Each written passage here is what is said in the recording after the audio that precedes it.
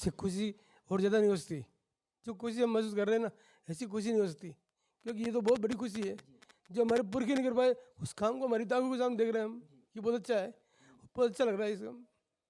देख सकते हैं एक जो कार सेवक अभी हमारे साथ बैठे हैं, तो उनकी जो आंखें हैं भावुक हो चुकी है, आंखों में से आंसू आ रहे हैं, तो कहीं ना कहीं एक खुशी का माहौल है। परंतु दूसरा सवाल, आप देखना प्रारंभ कर चुके हैं आवाज पत्रिका। 22 तारीख को अयोध्या में राम जो जन्मभूमि है वहाँ पर राम मंदिर का उद्घाटन होने वाला है। उसी के तहत पर अभी मैं छिबड़ौद में मौजूद हूँ। आप लोग एक शब्द कार सेवक सुन रहे होंगे, आए दिन मीडिया में भी सुन रहे होंगे और आम जनता के मुंह से भी सुन रहे होंगे कि ये कार सेवक क्या है।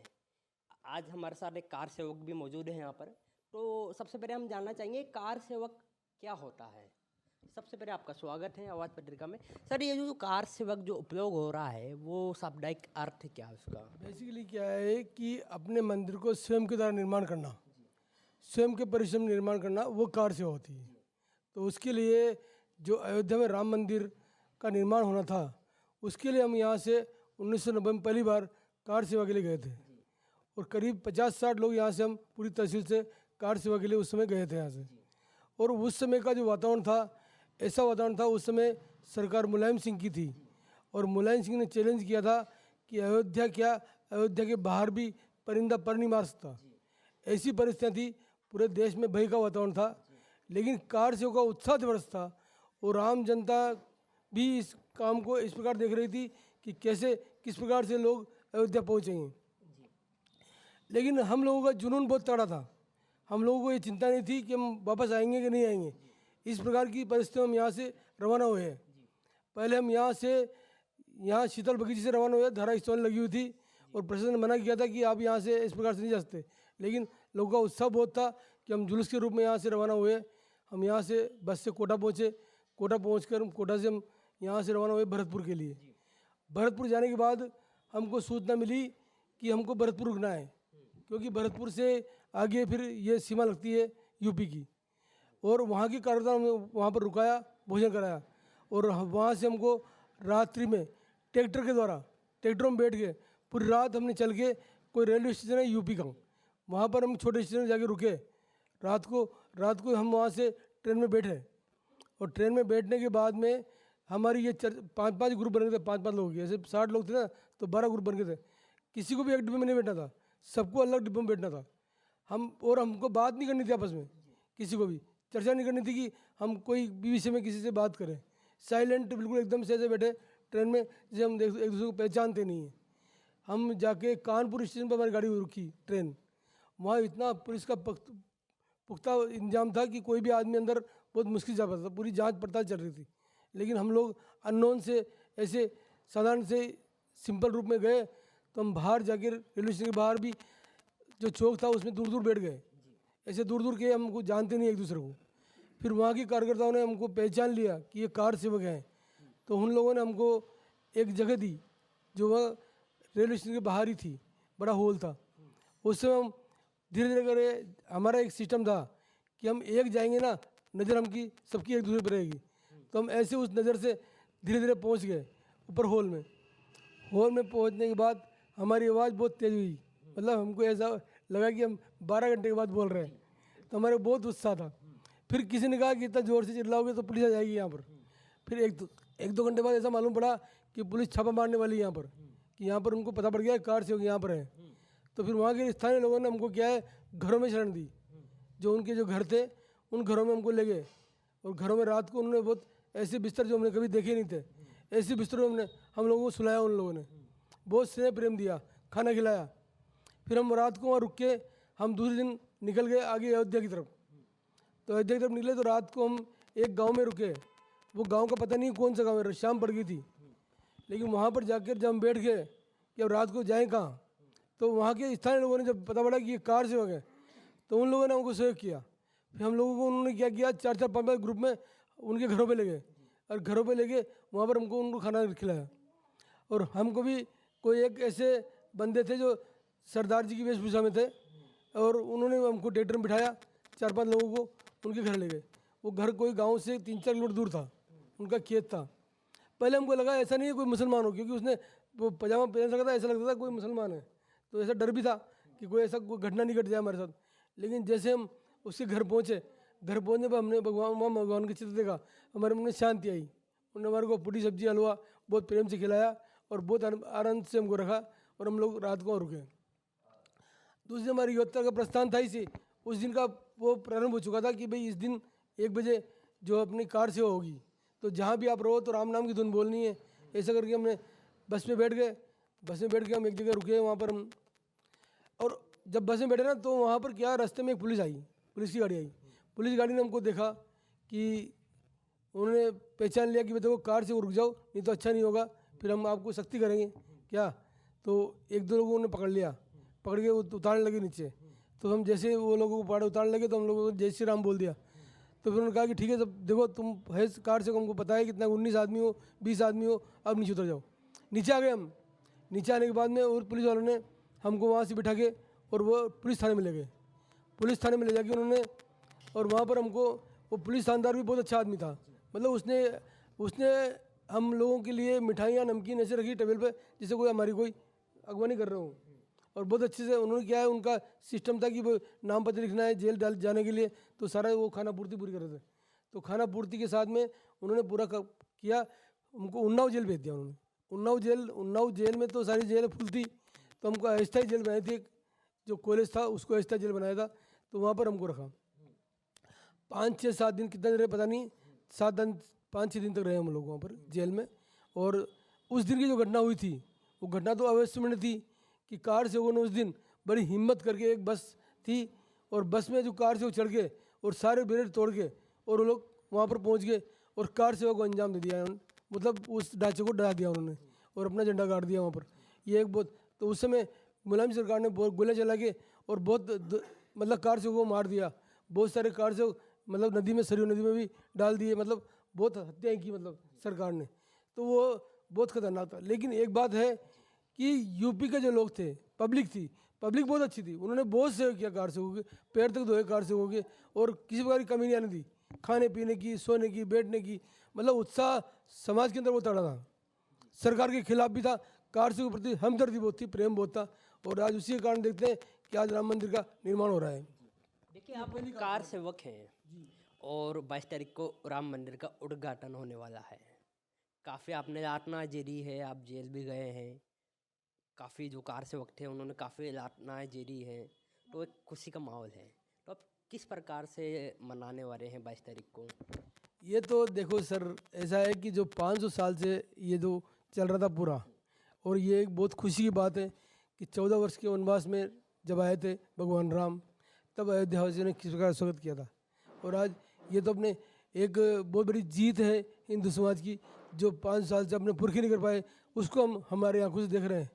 इससे खुशी और ज़्यादा नहीं हो सकती। जो खुशी हम महसूस कर रहे हैं ना, ऐसी खुशी नहीं हो सकती, क्योंकि ये तो बहुत बड़ी खुशी है।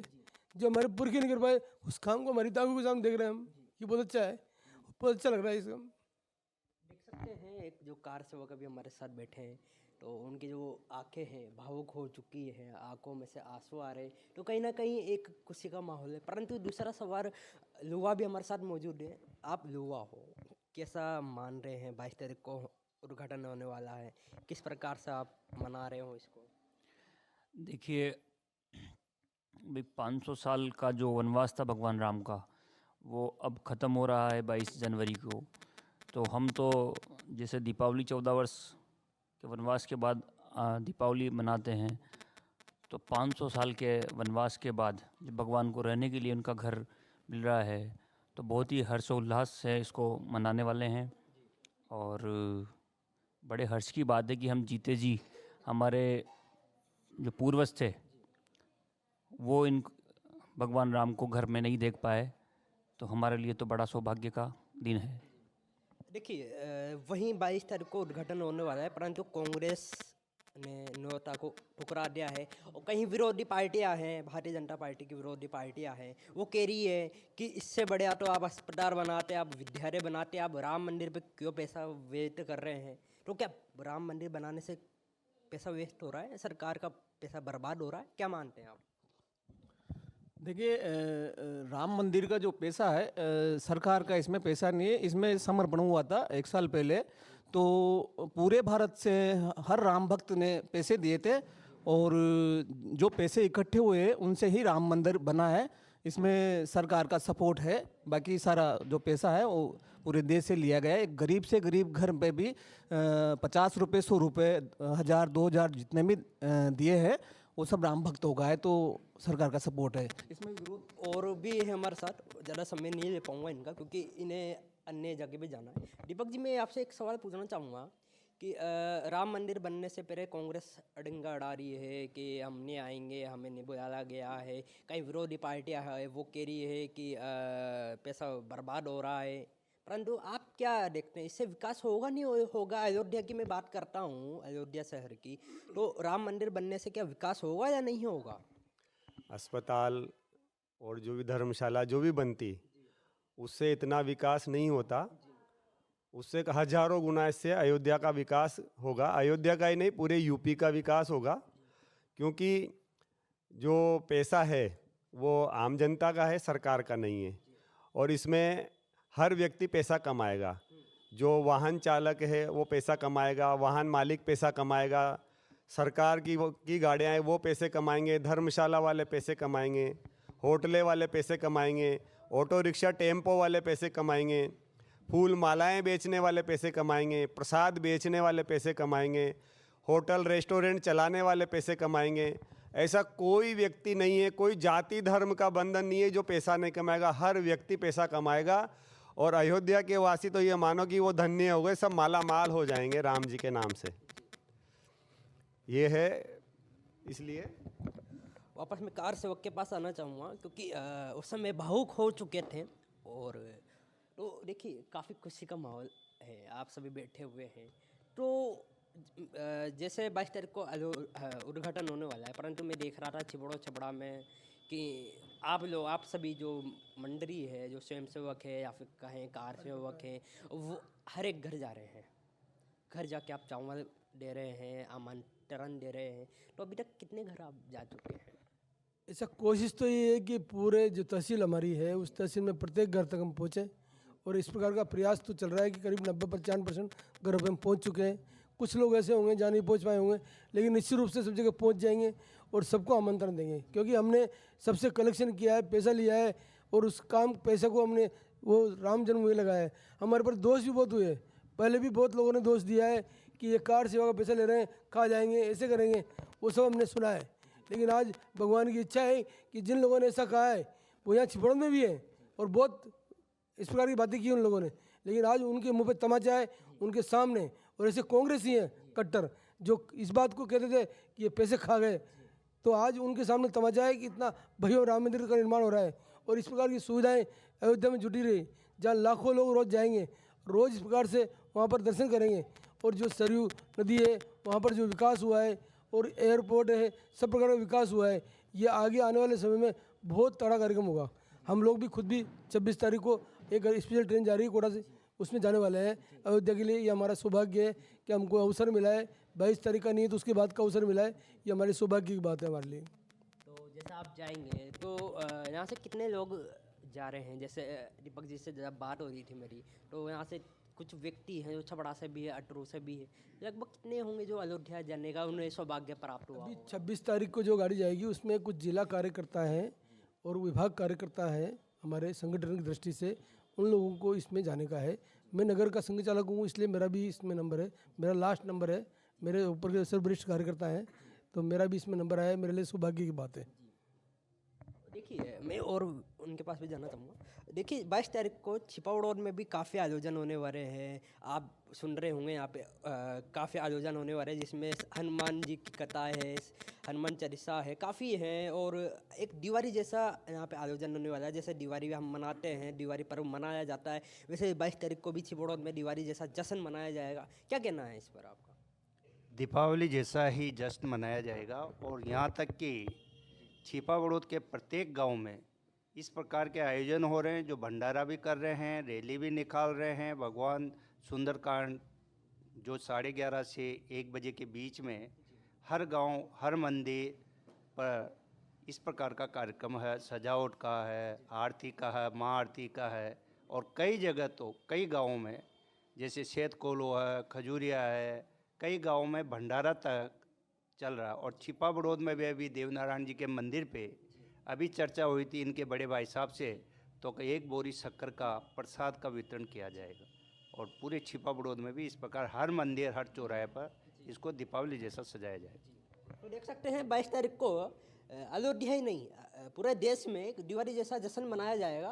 और कई दिनों से कार्य सेवक का नाम आ रहा था, हम जानते थे कार्य सेवक किसे कहते हैं, आपको मुलाकात कराई, क्योंकि ऐसे व्यक्तियों को भी मीडिया को दिखाना चाहिए। क्योंकि इनका जैसे अयोध्या में जो 22 तारीख का आयोजन होने वाला है, तो कहीं ना कहीं कार्य सेवकों का बहुत बड़ा योगदान इसमें माना जाता है।